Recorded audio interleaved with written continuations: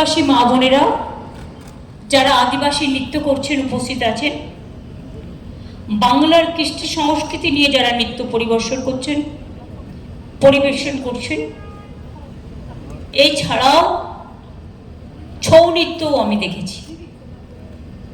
তাছাড়াও বিভিন্ন হাতের কাজের বিভিন্ন সৃষ্টির মধ্যে দিয়ে বিভিন্ন কলা কৌশলীরা তাদের যে সৃষ্টি নিয়ে দাঁড়িয়ে আছেন, তাদের সকলকে আমার অনেক অনেক অভিনন্দন এবং शुभनंदन। काल से नवरात्रि भी शुरू होगा, आप लोग को नवरात्रि का शुभकामना भी है। আপনারা জানেন আজকে আমি আসলেও আজকে আমি পুজো মণ্ডপ উদ্বোধন করি না, কারণ আগামী কাল থেকে মাতৃপক্ষ শুরু হবে। মহালয়ের পরে সে কাজটা আমি করি। আজকে আমার ফায়ার ব্রিগেডের বীরপাড়ায় এবং দুবরাজপুরে অনেকে উপস্থিত আছেন।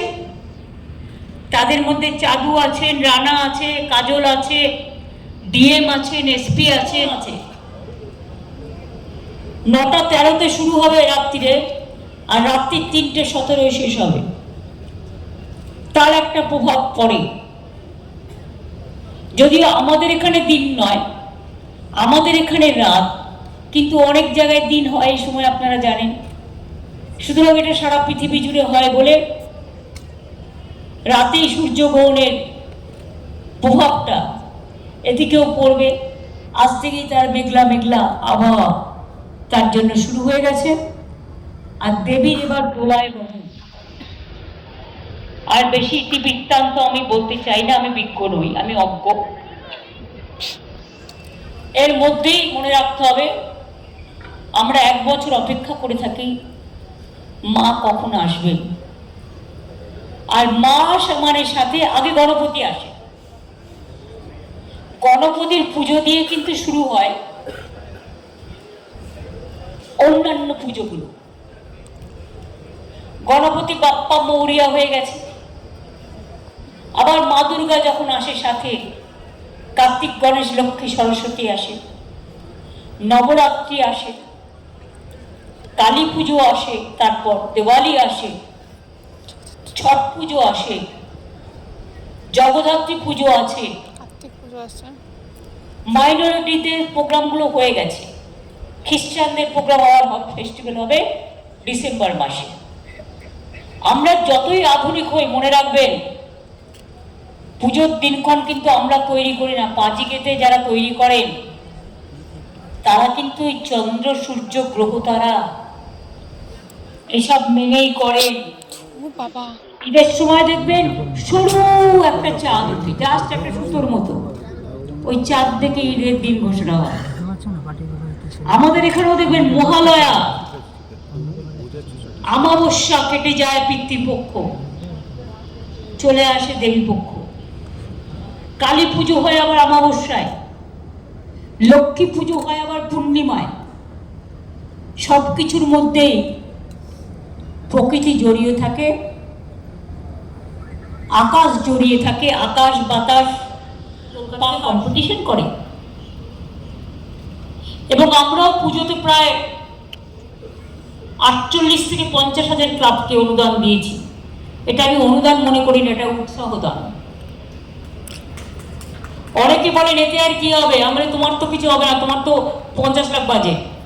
কিন্তু অনেক ক্লাব আছে যাদের কাছে 85,000 টাকার দাম অনেক বেশি, আর বিলটা যখন বিদ্যুতের আসে আরো 75,000 টাকা, সেটা কমে 15,000 হয়ে যায়, কারণ 75% বিদ্যুৎও ফ্রি দেওয়া হয়।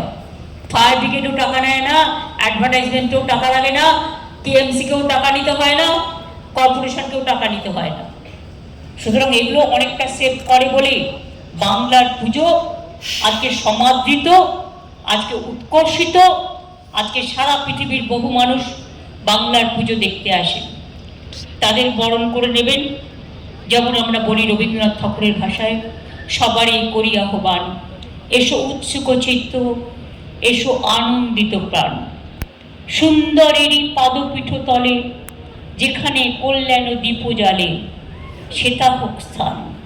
সবাই ভালো থাকুন, সবাই সুন্দর থাকুন। লাবণ্যে ভরা আপনাদের এই পুজো আরো জীবনে অনেক মানবিক লাবণ্য বয়ে নিয়ে আসুক। আগে মানুষের মতো মানুষ হোক, তারপরে তো অন্য কিছু। মানবিকতাকে প্রণাম জানি, মানব দেবীকে প্রণাম জানি। আমার সকল বয়োজ্যেষ্ঠ নবীন সকল ভাই বোনেরা, উৎসব প্রেমী, পুজো প্রেমী, সারা দেশের সর্বধর্ম, সর্বসম্প্রদায়, সর্ববর্ণ সকল মানুষেরা, আমার প্রিয় মা বোনেরা, আমার সাথে এত অতিথি আছেন এখানে। প্রথম নামটা নচিকেতাকেই বলতে হয়, যদিও নচিকে আমি নাচি নাচি বলি, এটা আমার ভেতরকার ব্যাপার। খুব ভালো গান গায়ও, অনেক গান গেয়েছে জীবনে, অনেক নাম করেছে, ওর মেয়েও ভালো গান গায়। অনেক শুভেচ্ছা থাকলো।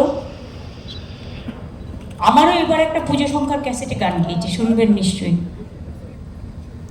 শ্রদ্ধেয় সৌগতদা, কাকলি, ব্রাত্য, সুজিত, এদিকে তাপস,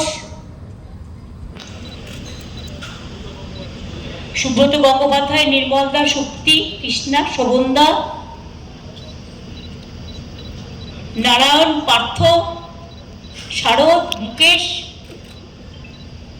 সঞ্জয়, ডিরেক্টর,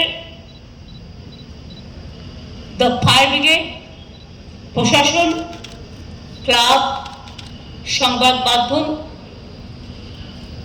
শিল্পীরা যারা আছেন, ডাক্তার নামটা কি ভুলে গেলাম, বলেছি, শিল্পীরা যারা আছেন, কেউ কীর্তন